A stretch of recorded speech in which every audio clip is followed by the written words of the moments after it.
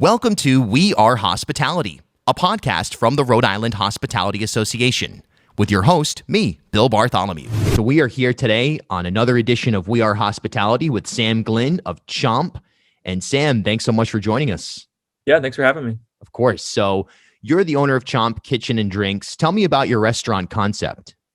Yeah, so it's a burger and sandwich craft beer restaurant. We've been around for our first location in Warren. We opened up in 2013, so we're coming up on 8 years. And then we just recently opened up our Providence location in June of 2020, which was certainly interesting. But it's become a comfort food destination for folks. Everything's from scratch. We get a lot of inspiration from our chefs. Everything's made here, and it's a lot of fun. That must have been interesting opening up the Providence location, your second location, just before the pandemic hit. Can you kind of talk about that, what the challenges were, what that was like?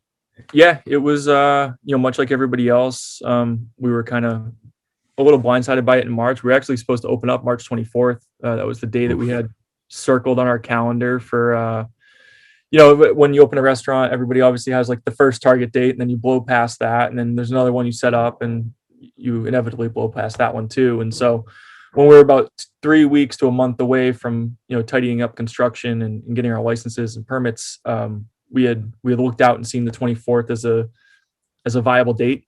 As that date started getting closer, the information started coming out more about what was going on at that time on the West Coast.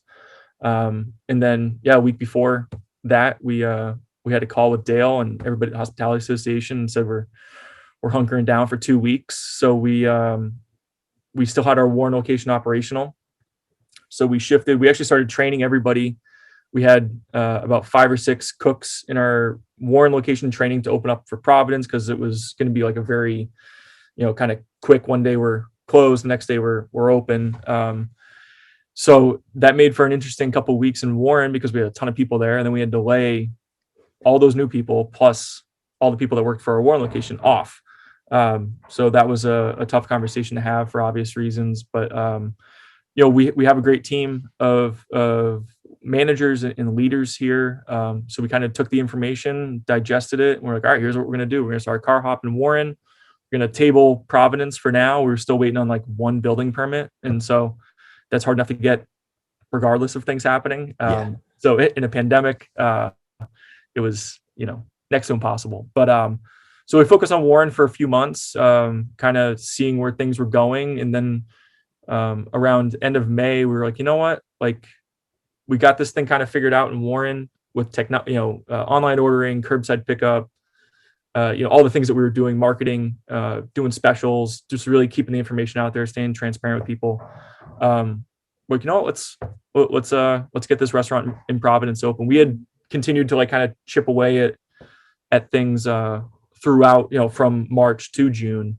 But once we had all our ducks in a row, we set a date from June 10th and opened up for takeout only. And it the community showed up, and it was fantastic. And since that, we've been it's been going great in both locations. We continue to be impressed and humbled by the support. Yeah, that's awesome to hear. And the innovation is what made this whole thing work for anybody over the past year. How have you adjusted your standard operating procedures over the past year?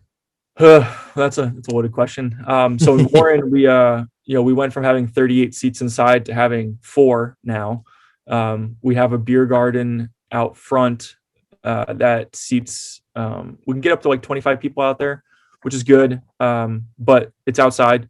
It is heated. There is protection, but it's not inside. So sometimes people are, on a night like last night or some of these bitter nights, it's a little bit of a harder sell.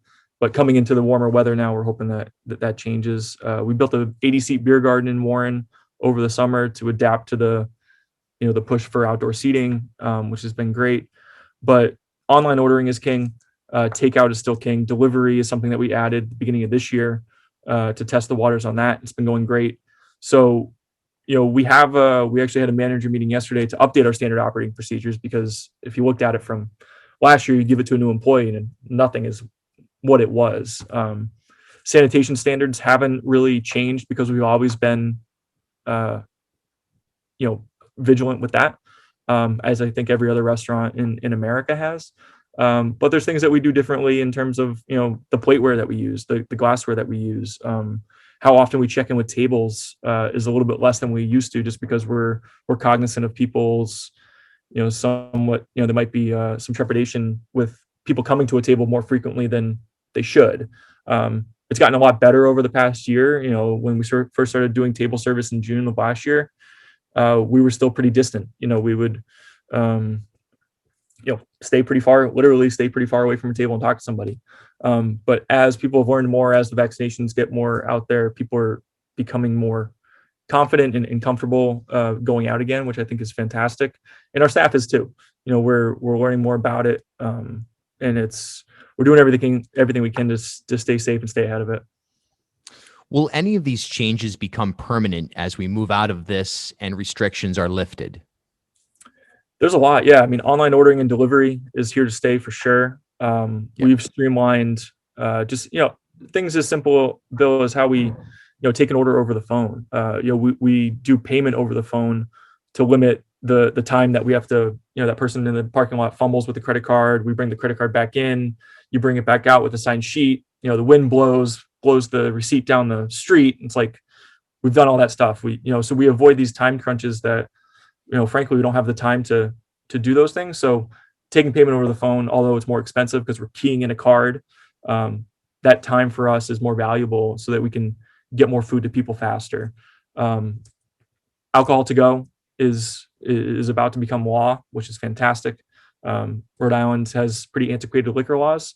So this was one that, through the advocacy of the Hospitality Association and a lot of vocal people, myself included, saying that we need this to survive back in the spring of last year. And then I think people really, being responsible with it too. I think that was always the apprehension with the state. It's like, hey, we don't want to open up this can of worms, but they've seen that restaurants do this every day. We do it responsibly. It's no different whether you're sitting at a bar or taking it to go. We're going to do it. We're going to treat it safely and properly. And then you're allowing these people to have a great experience at home too. The first time we got our bartenders back into the restaurant after a couple months, I had a Sazerac, which is kind of my drink of choice when I treat myself. And I hadn't had a cocktail made by a professional bartender in 4 or 5 months. And it was just that something as simple as that was like, oh my God, like we're kind of getting back to normal. So for people being able to make that at home or getting that at home, I think was something that was a really nice offering at the beginning of this and throughout. And it still continues to be not as big as a percentage of what it used to be in the spring, but it helps, increase our revenue, and everybody knows, beverage profitability is higher than food. So it helps us, continue to stay, in the black.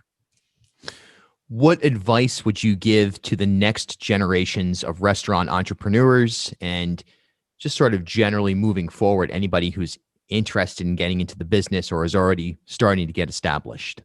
Yeah, I mean, it starts, for us, it starts with our team. It starts with our culture. If you don't have a good leadership team and you don't have a good culture that when people come in, buy into, it's really tough to manage that.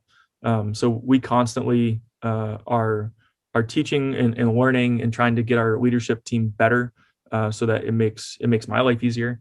But that trickles down to everybody that works with us. And then that's extended to guests. And if you have that culture that is really positive and is a good educational experience and values like things, that we all value, it makes for a really great cohesive team. And then everybody wants to succeed because they want to see each other succeed.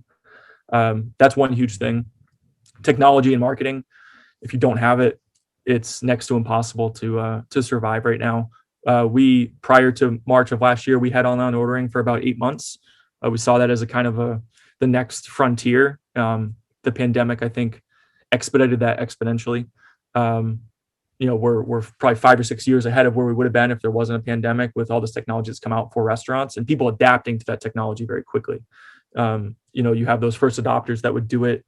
But now it's almost 90% of our orders come through online ordering. So you have to have a platform, you have to have a presence out there on all of your social media channels. And the other thing that we do a lot that I think we do well is the transparency of what we've dealt with in the past year. We've had to shut down both restaurants a couple times.